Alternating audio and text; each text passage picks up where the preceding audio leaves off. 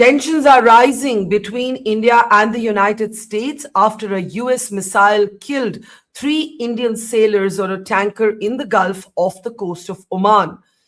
Foreign Minister Jaishankar has now taken the matter up with Marco Rubio and has called the US attack on Indian sailors absolutely unjustified. The father of one of the sailors who died in this attack has called American action a war crime. In fact, almost every naval expert agrees that what America has done is in clear contravention of international law.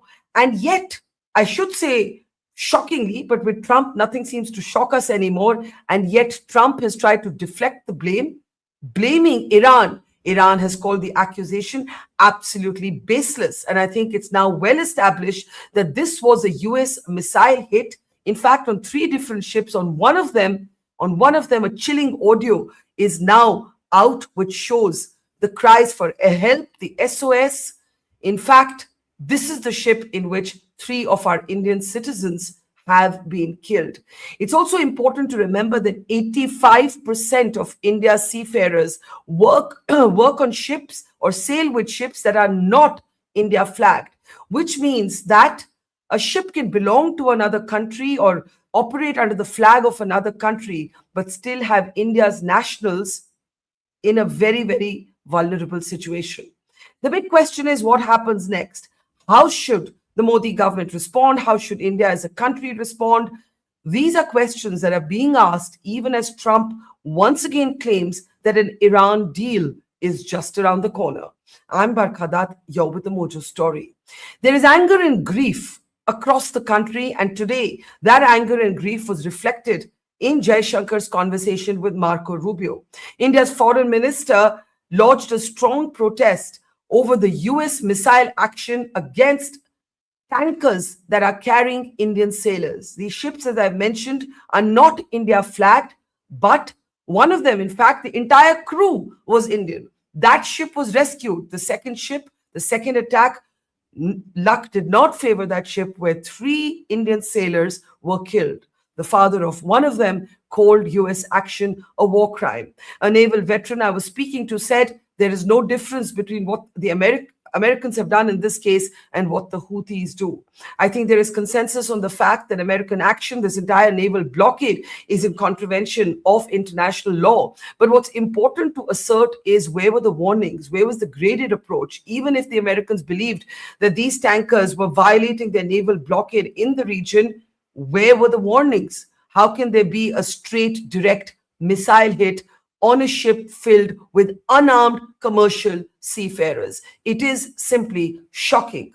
How should India respond? Strong protests have been lodged.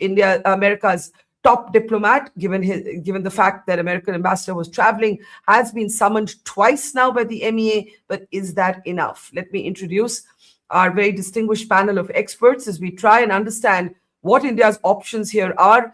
Veteran diplomat, Ambassador Yash Sinha, is with us. He's also somebody who knows Iran extremely well, having led the Pakistan-Iran-Afghanistan desk in the MEA, also someone who's met the Ayatollah Khamenei earlier. Thank you and welcome, Ambassador. I also want to welcome Captain Naveen Singhal. He is a marine consultant, a master mariner, and he can explain this very complex world of commercial shipping. It's really very confusing, and we'd love to understand more. Namaskar and good to see you. And also, we want to welcome to the program Naval Veteran Vice Admiral Pradeep Chauhan. He's the Director General with the National Maritime Foundation.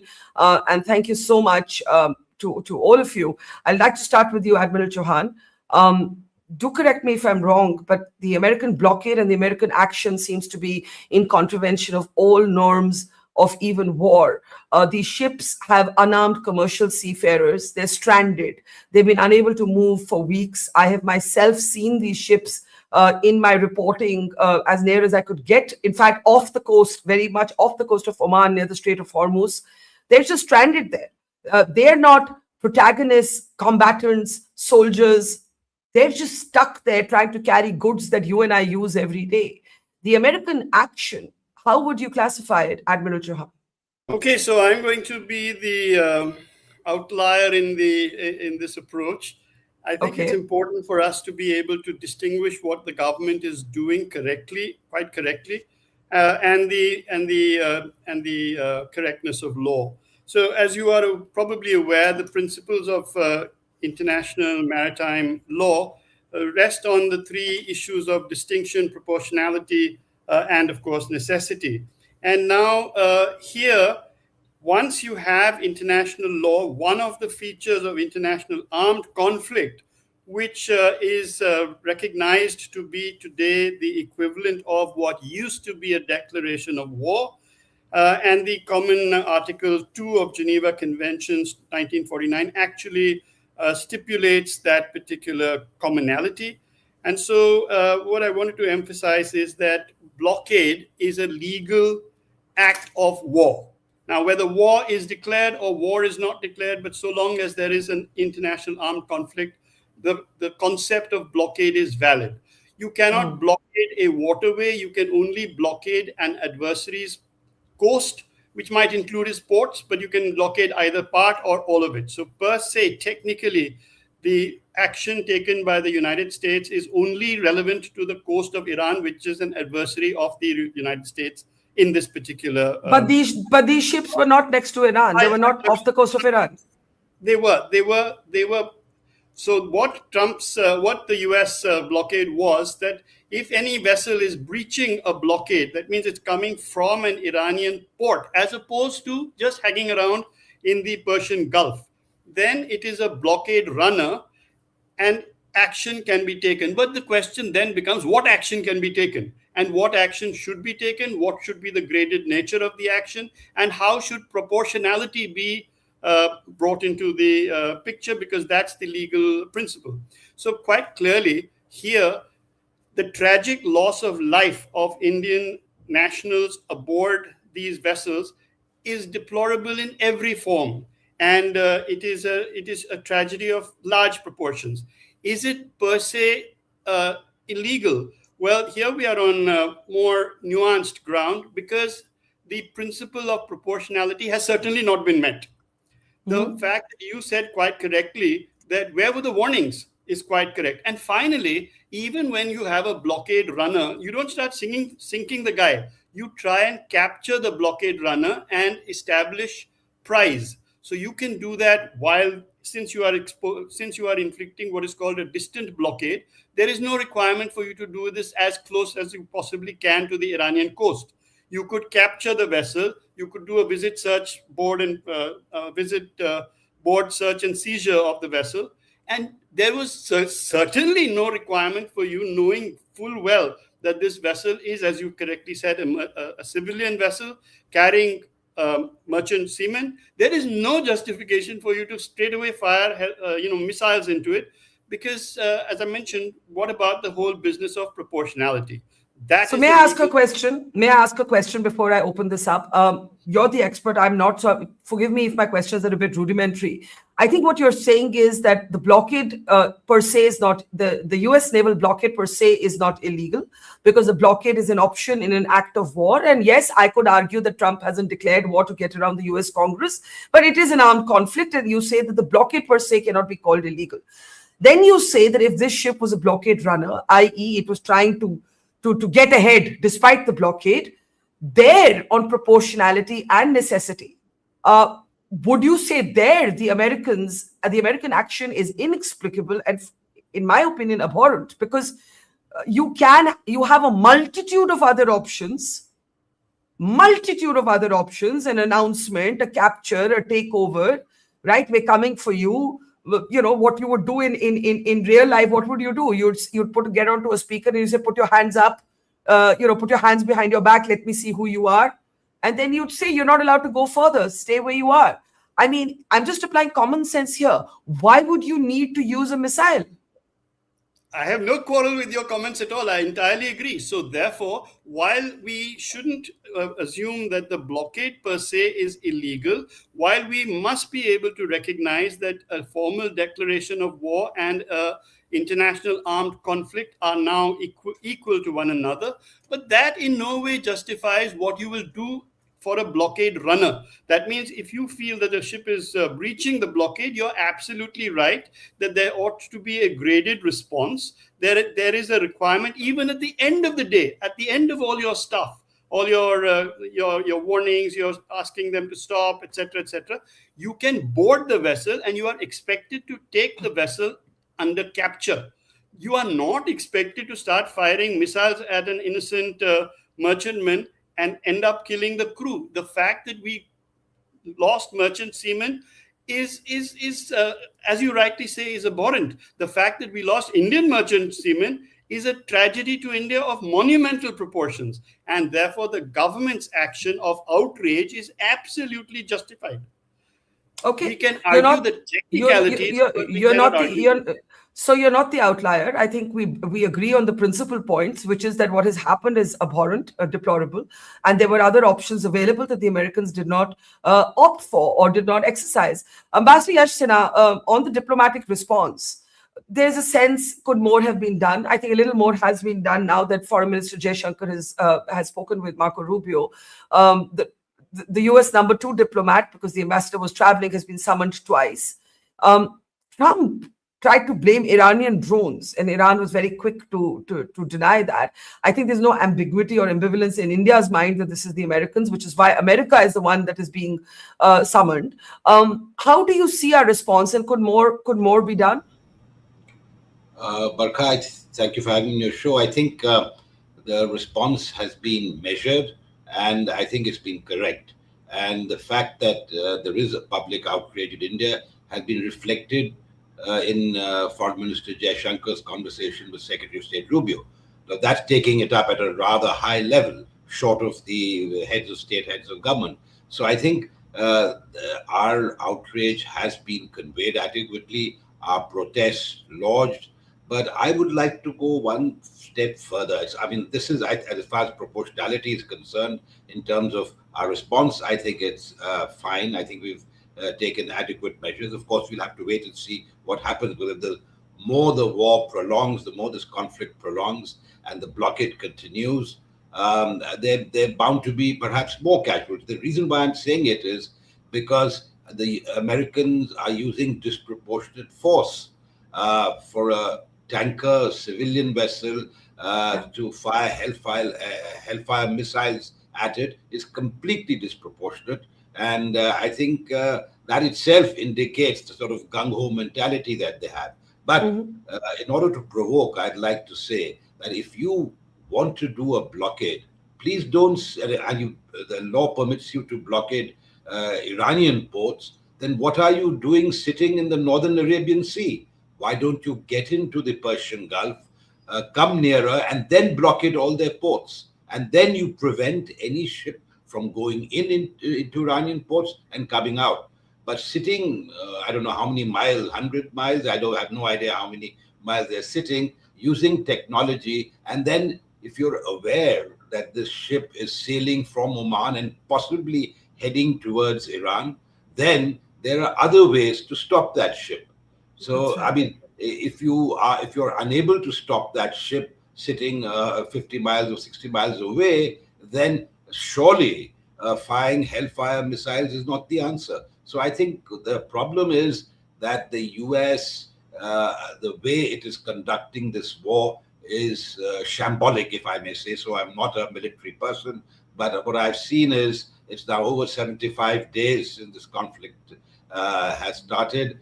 There have been 39 occasions where White House has announced that there's going to be a deal.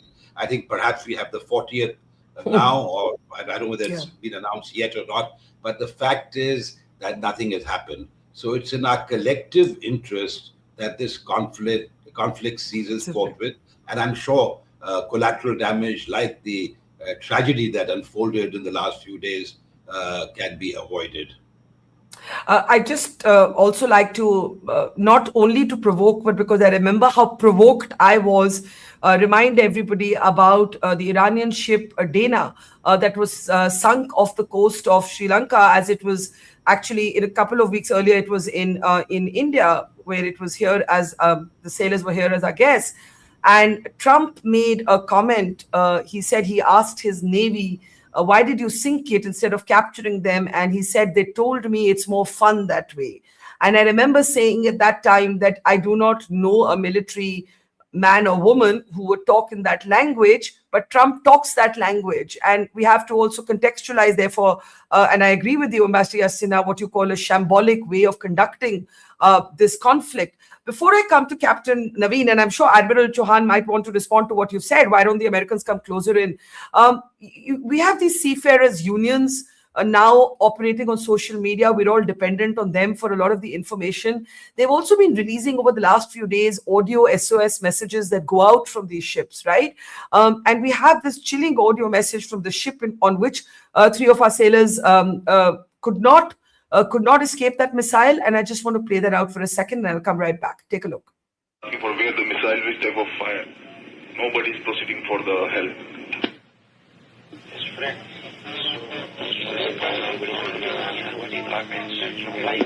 The guy who is asking for the call US Navy, in the behalf of them, you can call US Navy, because they are busy. They are in a way emergency. Please relay our message to you and ask them what time they will be reaching us.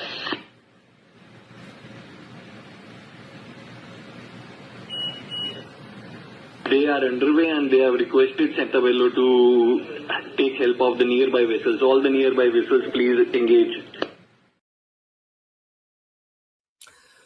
It's horrible to hear this, especially when you know that everybody did not make it out unscathed, Captain Naveen. But I think a lot of people do not understand how commercial shipping actually takes place, how complex it is, how the flag can belong to a country, the owner can be somebody else, and the seafarers can be from a completely different country. And therefore, we tend to say, okay, that wasn't an Indian ship.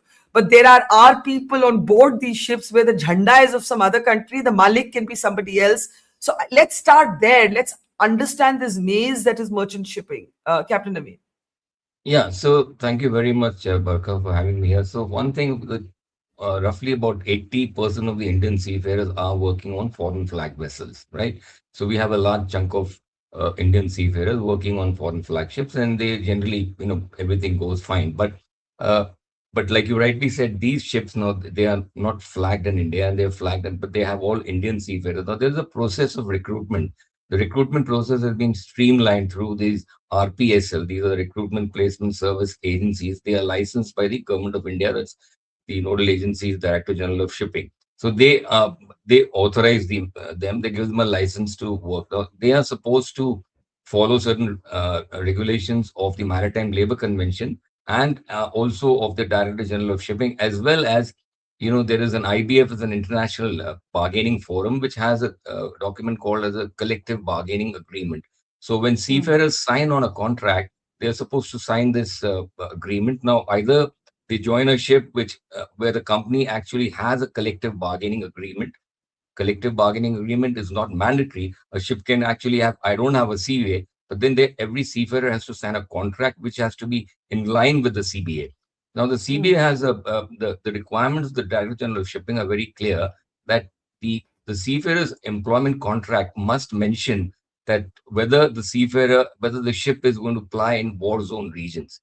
Now, therefore, the seafarer at the time of starting the contract has the option to decline, number one, just in case he signs the contract and at that time there is no war, trading area is not, foreseen by the owners. But in future, it does come up. The seafarer has the right to ask for repatriation. So these are the rights given by the Director But General. may I ask? May I ask? I'm so sorry to interrupt you, but for the ships that are stranded in Hormuz or near Oman, there are no real choices for these seafarers, no matter what piece of paper they sign. Question one. Question two, I don't know how things are going with insurers, but somebody was telling me yesterday that these families of these three men who have unfortunately been killed in this US missile strike, they may have no insurance cover right now. No. They will have insurance cover, because any seafarer who dies on board is considered as in service, So that means even if a seafarer has gone on a shore leave and he gets hit by a car or dies there or something like that, even then he's covered. As long as he's in a contract, he's covered, and therefore he's going to be compensated. The three of them will be compensated by the national laws, which means the laws as per the Palau or as per the Director General of Shipping a compensation, whichever is higher. And most likely, the Director General of Shipping, the insurance would be much So, higher. so, so, So they so, would so be whose compensated. job is it, before I come to Admiral Chauhan again, whose job is it to get these seafarers out of where they're stuck? Whose responsibility is it? The country that they're flagged under, the country that they belong to, the private company that may own the ship? Whose job is it? Yeah, so in this case, it is the responsibility of the owner, because the owner has decided to trade the vessel in that war zone area, and these war zone areas are not something that you and I. There's a committee by the Lloyds in London. They decide that, and I think from the 3rd of March they declared the entire zone as war zone area. So when they declare that war zone area, this clause clicks in. So therefore, at that particular time, this owner, did he have this clause? And since these vessels are plying there, what needs to be investigated is whether these clauses were included at the time of agreement, and whether the seafarers on board the ship, did they ask that they needed to be repatriated or not. So these are the things that need to be investigated with these owners of these vessels. Apparently, these owners have some Indian roots. Yeah, I mean Yeah, they are not Indian ships. Yeah. Yeah, even I've heard that as well, that the ships are not India flagged, but the owners do have connections to India, and we're trying to investigate that lead. So I'm not saying more about that right now. But Admiral Chauhan, I can only say to you what I saw with my own eyes. I spent about a couple of weeks in this area when the war was at its peak, and there were people who there was somebody who had a heart attack, a sailor who had a heart attack, and help couldn't reach him in time, because tensions were so heightened at that time. Now, my question is to Captain Naveen's point: even if somebody asks to be repatriated, it's not clear how that repatriation necessarily would happen. That's the first question. The second, to Ambassador Yash Sinha's very important point, the reason that everybody's so appalled by the Americans right now is, all right, come in and fight the battle. You are basically trying to arm twist the world. That's how it comes across. I know it's a very simplistic, maybe sentimental, maybe emotional response, but that is indeed how it feels. Yeah, so I can quite understand the sentiments, Barkha, and I have only empathy and support to offer for those emotions and those sentiments. However, there are some things that we also need to be clear about, without in any way minimizing the requirement of the government of India to protect its citizens everywhere in the world and to represent them everywhere in the world. A blockade a legally compliant blockade must be duly established, which it is. It must have a lawful military objective. That means you can't impose a blockade simply to starve the civilian population.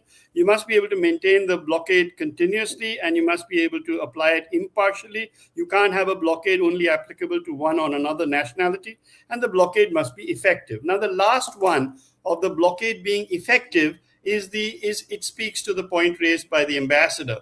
And here, blockades can be of two kinds. You can have close blockade, or you can have distant blockade. And when you have distant blockade, it is because you're being careful about the damage which might be done to your warships in the immediate proximity of a country whose shore to ship missile ranges or weapon ranges are large enough. But that doesn't in any way minimize, mitigate, or absolve you of the responsibility to apply proportionate force. The fact that a country will decide how exactly it wishes to conduct a blockade is not germane. What is germane is, if you were sitting far away and you thought that this vessel was breaching the blockade that you imposed, you wish to take action. As I'm saying, that the world doesn't end at the Strait of Hormuz. Since you are sitting outside the Strait of Hormuz, you wait for the vessel to come outside the Strait of Hormuz. You board it, you inspect it, and then you capture it, or you make whatever other noises you can, which is stopping short of raining hellfire missiles into the vessel. Insofar as the responsibility is concerned, as far as state responsibility is concerned, when an owner chooses to flag his ship in a given state, then that state becomes known as the flag state, and it assumes all responsibilities. This is why states are required to exercise due diligence before allowing a vessel to be registered under its flag. if the owner, why don't people just register in India? And that is actually, when you ask the first question about what more should be done, I Yeah. think that the thing most of all, which is critical most of all, is for India to insist upon the maximization of Indian flag vessels that will carry Indian cargo. Today, it is less than 5%. That means less than 5% of EXIM cargo in India is being carried on Indian flags. The reason for that is because neither do we have a incentive-based activity which will enable ship owners to opt for Indian registry, nor do we Right. have legislation like the United States has or an ordinance saying that, okay, under such circumstances, on so and so date, every Indian national, no matter where he is and which ships he's flagged under, will reflag to the Indian flag. Now, this is what the next steps should be. While it is correct for all of us to express our deepest sympathies, our angst, our outrage, all this is correct. But to go beyond the measured responses which the government of India is taking by escalating the matter upwards up to Marco Rubio, as has been correctly pointed out, which is quite a high level. What more needs to be done? All of this needs to be done, and all of it. So now that the government has imposed, say for example, created a sovereign fund, but that sovereign fund is valid for Indian flag vessels. It is not valid for foreign flag vessels. And so if you choose to say that you want to, and we must be able to do this, we are stuck like everybody else in terms of our energy security, not because of a specific mine or a specific torpedo or specific set of missiles. We're stuck because our insurance stack, the 5 elements of an insurance stack, are not fulfilled, and therefore the ships are stuck. When the ships are stuck, the rest of it happens. So if the government had, in fact, its own flag, just bear me out for 1 second, if the government had its own shipping, flying its own flag and its own critical cargo being transported on its flag, the government could tell the world, that means it could tell the 12 P&I, that's protection and indemnity clubs, and the 7 major insurance companies, go to hell, I am my own insurer. But you need to have your flag. So you can't say I'm my own insurer for somebody else's flag, because the flag state I gets involved. understand. I do understand, and thank you for explaining it. I think there's a lot there that at least I didn't know. But Ambassador Yash Sinha, let me bring you in if you want to respond both to what the Admiral has said, but also to this 40 times that we're now hearing Trump, Pakistani Prime Minister, joining that chorus, a deal is coming, Tehran not verifying this at all. In the middle of it, Trump trying to blame Iranian drones. I take Admiral Chauhan's point that, build on the angst, do something concrete. So God forbid the next time there's a conflict, or if this conflict prolongs, there's more that you can do, point taken. But in terms of diplomatic options, in terms of keeping our seafarers safe, in the absence of this legislation that Admiral Chauhan refers to, if 80% of Indian seafarers are on board ships that don't have an Indian flag, what does India do right now?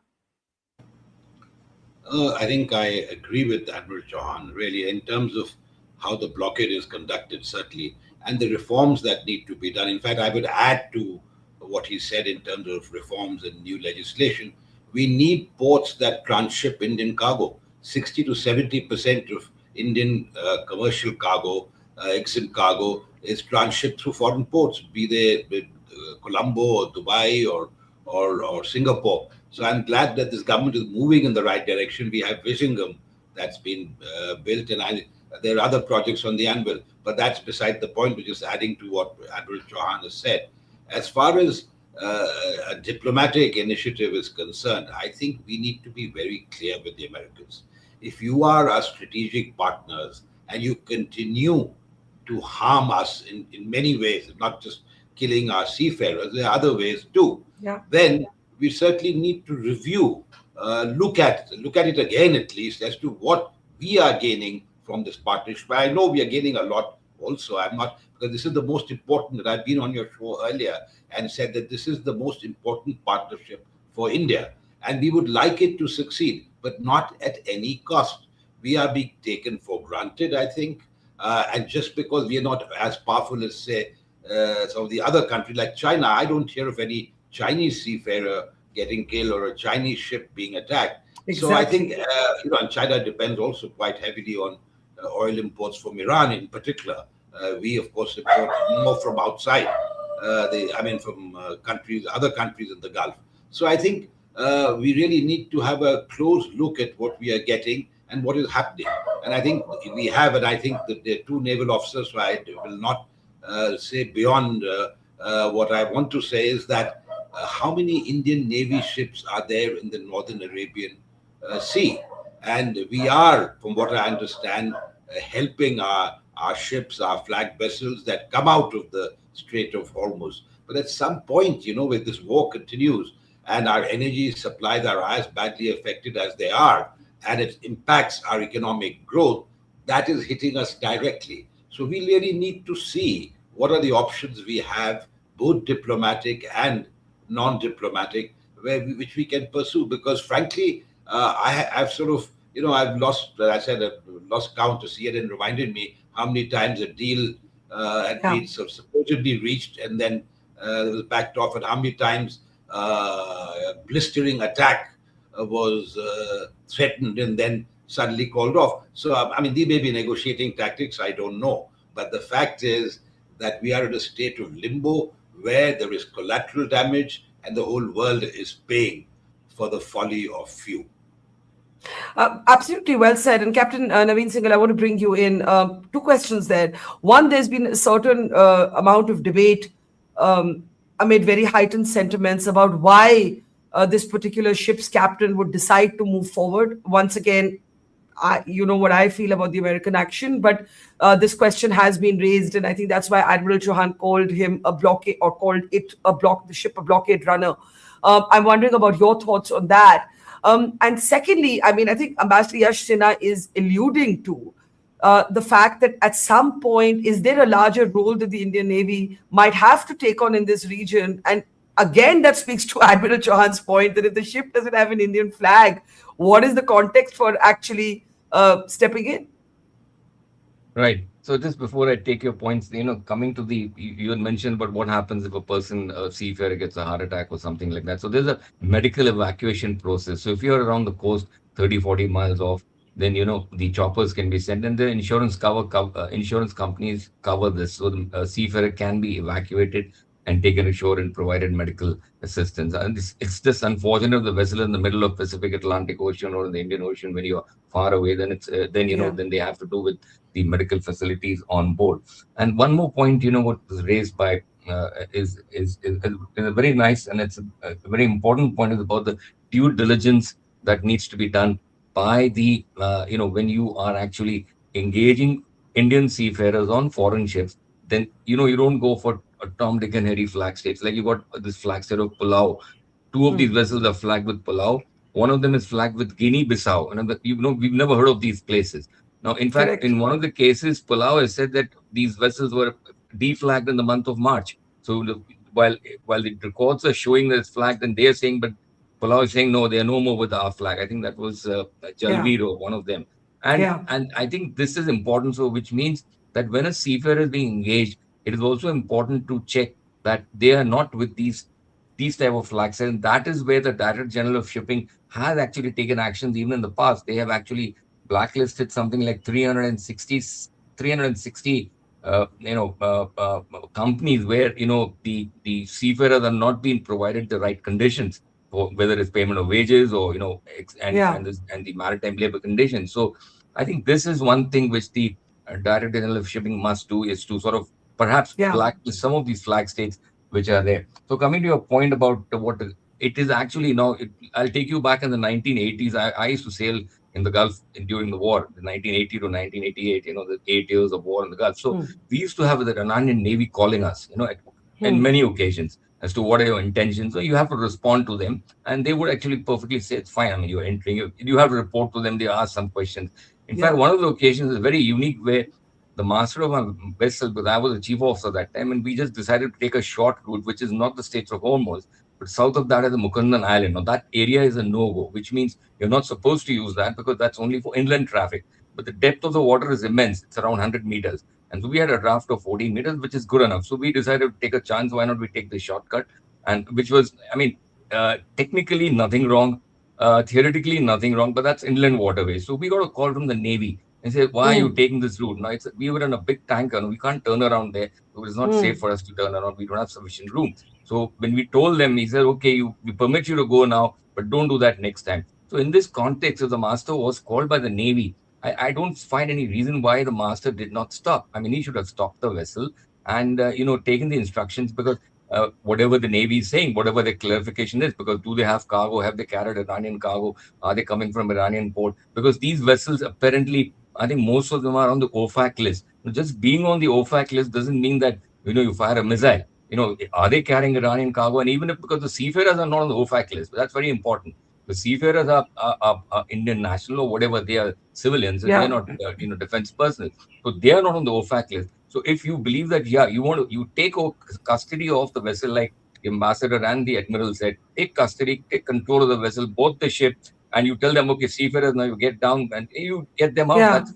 And you take custody of the vessel. But, firing, that's wrong. And the other part also, the master, I don't find any reason why he should have stopped the vessel and taken instructions from them, because at the end of the day, it's a war area, and you've got the forces out there. So I think you've said that very well, but I think we just don't have enough information. Like, there's no evidence that any warning, and that's where I think, Ambassador Sinha, before I give Admiral Chauhan the last word, your point about the distant blockade comes, right? If they were closer in, they would be. I mean, they're sitting at a distance. We don't even know that who spoke to this particular ship. We don't have that information. Did anybody speak to them? Did anybody tell them, hold your, just hold where you are? Don't move. At least if that information exists, I haven't seen it. I wanted to ask you, before I give Admiral Chauhan the last word, when you said non-diplomatic actions, were you alluding to a larger role for the Indian Navy at some point may become necessary? Well, not necessarily in terms of any overt action, certainly not. But we have a host of agreements, host of exchanges. If I recall correctly, we have an Indian armed forces, I think a Navy officer stationed in Hawaii. Of course, that's a different area of operation, the Indo-Pacific.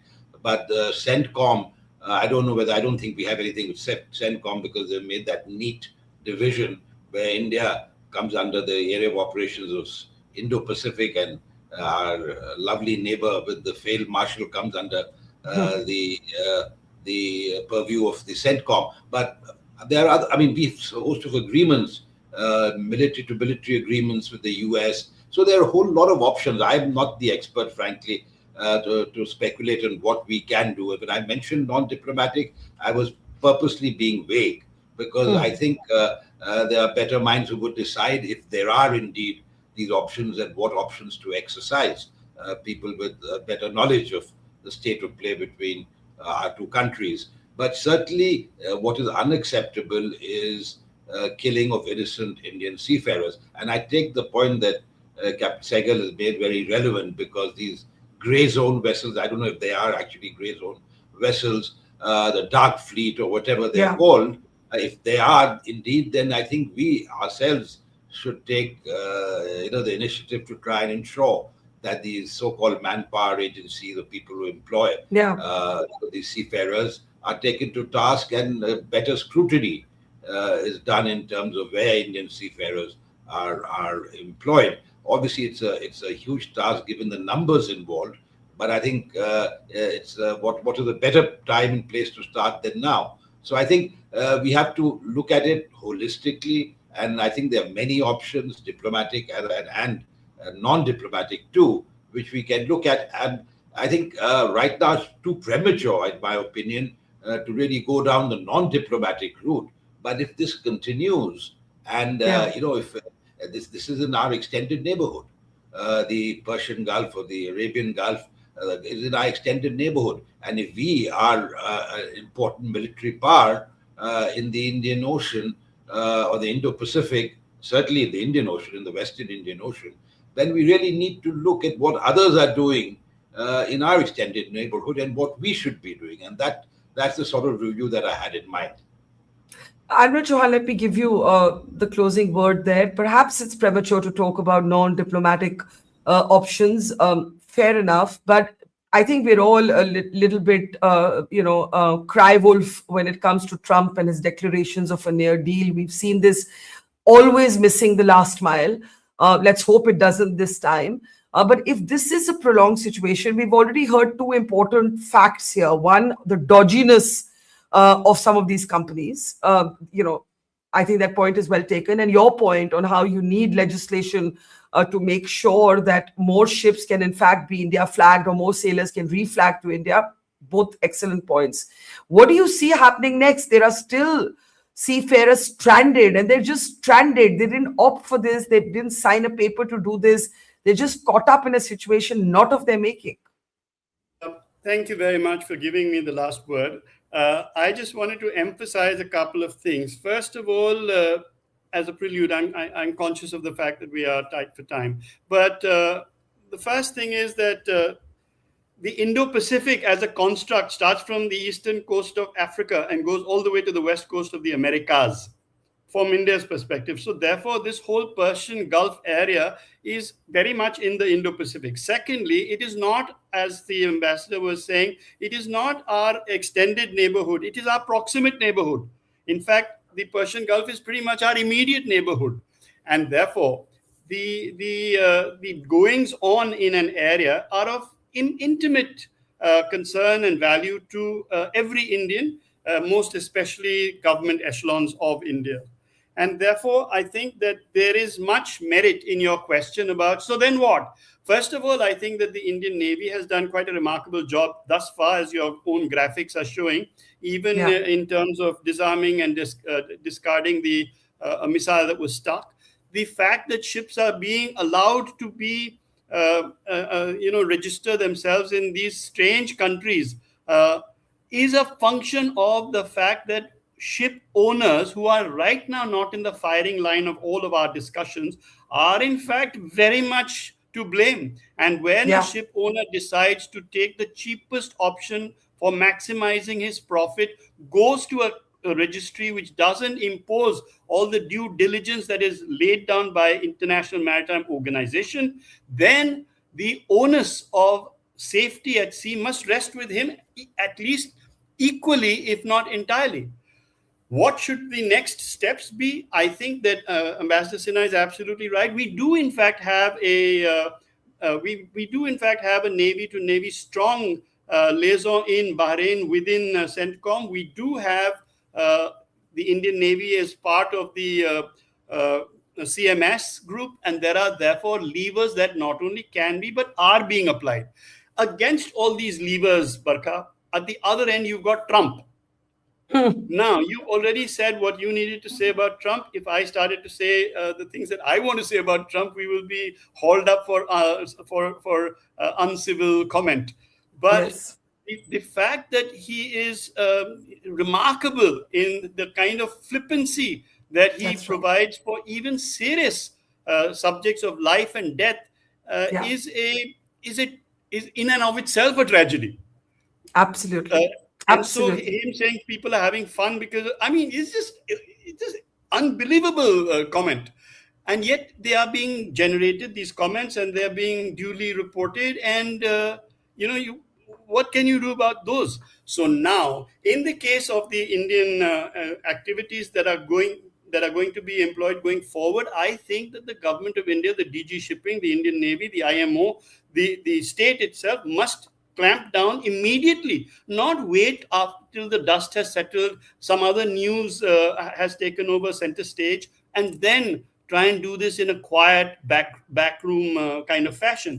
We need to be able to utilize this outrage that is there. We need to be able to leverage it to make sure that government imposes restrictions, that we generate this requirement of having fiscal measures, of having legal measures, of having military measures all in place now. Something else. No, I think that's very well said. We haven't focused on the ship owner. We focused on Trump. We focused on the war. We focused on diplomacy, non-diplomacy. As I think Captain Naveen pointed out, there is a suggestion that there are Indian links to this particular ship where 3 sailors have been killed by a US missile strike. So all of that needs to be looked at. But the bottom line is this: proportionality and necessity. The experts have told you, by any measure of proportionality and necessity, the Americans did not need to fire missiles at this ship And that is what has killed 3 of our fellow citizens. My heart goes out to them. And I should say, I think the last few months have made us realize that seafarers, they are not recognized to be men in uniform. They're not recognized to be soldiers or naval officers, but they do take risks. They do risk their lives every single day to ensure normalcy to our lives, that we are able to live our lives, get the goods we need, get the energy we need. And my heart really goes out to them because they did not sign up to be part of this conflict. So just a thought for them and their families today. Thank you for an excellent, very educative conversation. To Captain Naveen Singhal, Ambassador Sinha, Admiral Chauhan. Thank you. Grateful. Have a great weekend. See you soon. Thank you very much. It's great to see you here. Thank you for watching our work. If you haven't subscribed yet, don't forget to click the bell icon and subscribe to Mojo Story and support independent, robust journalism.